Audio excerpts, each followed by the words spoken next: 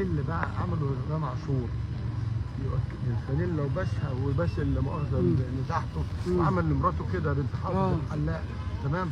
هو في سؤال، ده كان فيه ذره دم زملكاويه؟ ده تعليق حضرتك ايه؟ ده كان فيه ذره دم زملكاويه. انا بشوف كل اللعيبه اللي في العالم لما يكون بيلعب في نادي ويجيب في ناديه بيسكت. بالظبط. ولا شتيمه جماهير الاهلي البت بيضه مظبوطه، ولا الحركه اللي عملها شيكابالا. هتشوف الفيديو ده بعد شويه. بس هو في سؤال واحد. اتفضل. ايوه، مش دي بركات السجاده الحمراء؟ مش بركات السجاده حمراء عشان العلاقات تبقى ممتازه. انا قلت يا جماعه العلاقات بين الجماهير مش بيننا جلسه. بين الجماهير مش بين. وليا سؤال، هو مين اللي خد الكاس؟ لا، مين كان واقف على المنصه؟ حسين لبيب. كان واقف ليه؟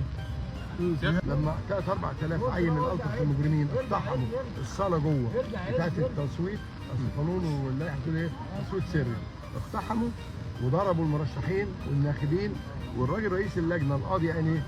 يا حسين يا لبيب لو ما طلعش البلطجيه الالتراس بتوعك من الخيمه بتاع التصويت هلغي الانتخابات. ما طلعهم، يبقى انتخابات سليمه. كل سنه وانت طيب.